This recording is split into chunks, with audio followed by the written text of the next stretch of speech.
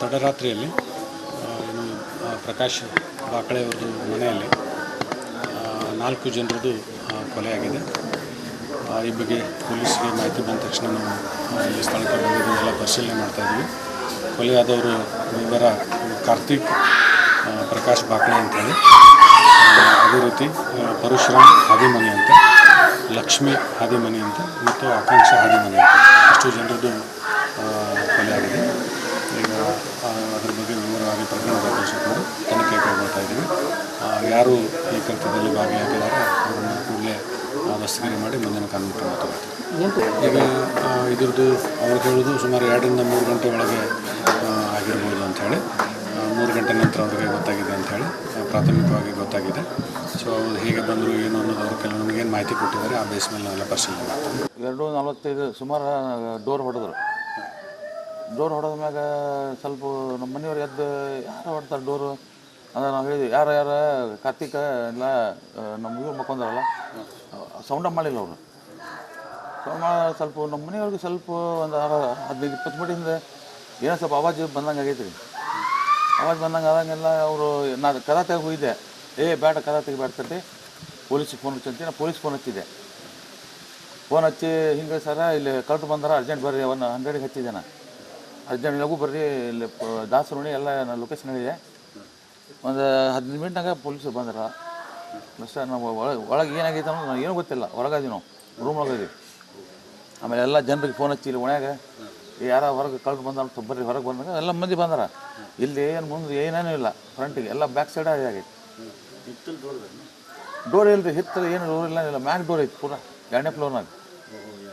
ಹತ್ತಕ್ಕೆ ಜಾಗನೂ ಇಲ್ಲ ಮ್ಯಾಗಲ್ಲಿ. ಅದಾಗ ಬಾಜು ನಮ್ಮ ಅಣ್ಣಾರು ಊರು ಯಾರ ನಮ್ಮ ಮಗ್ಗ, ಆಮೇಲೆ ನಮ್ಮ ಮಿಸ್ಸಸ್ ಅಣ್ಣಗೆ, ಅವ್ರ ಮಿಸ್ಸಸ್ಗೆ, ಆಮೇಲೆ ಒಂದು ಅವ್ರ ಮಗುಗೆ ಮಲಗದಾಗ ಹೊಡೆದ್ಬಿಟ್ಟ. ಏನು ಇದೆ ನೋಡಿಲ್ಲ, ನಾನು ಒಳಗೆ ಹೋಗಿಲ್ಲ.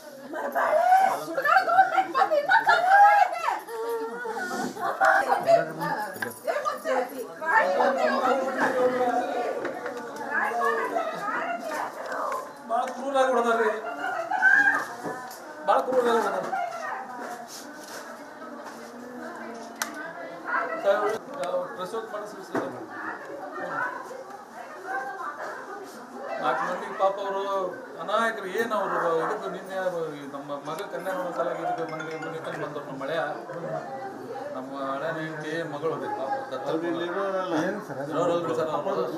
ಆ ಪೂರಾ ವಂಶನ ಹೋದ್ರು. ಹೆಂಡತಿ ದತ್ತಕ್ಕೆ ಮಗಳು ಅವ. ಮಕ್ಕಳಿಲ್ಲ ಅವಂಗ ಒಬ್ಬನವ ದತ್ತಕ್ಕೆ ತೊಂದಾನ. ಅದು ದತ್ತಕ್ಕೆ ಹುಡುಗಿಗೆ ಹೋಗ್ತಾರ ಪಾಪ. ನಿನ್ನೆ ಲಕ್ಷ್ಮೇಶ್ವರ ಲಗ್ನಕ್ಕೆ ಹೋಗಿ ಬಂದಿರ್ತಾರ ಅವರು. ಇಲ್ಲ ಹೋಗ್ಬಿಡೋರು ಏನೇನು ಇರ್ತಾರೆ ಪಾಪ, ಏನೇನಿಲ್ಲ. ಅವರು ನಿನ್ನೆ ಬರ್ತಡೇ ಅಂತೇಳಿ ಇಳಿಸ್ಕೊಂಡ್ವಿ ನೋಡ್ರಿ ನಾವು. ಆಕೆ ಹೆಣ್ಮಾಳರು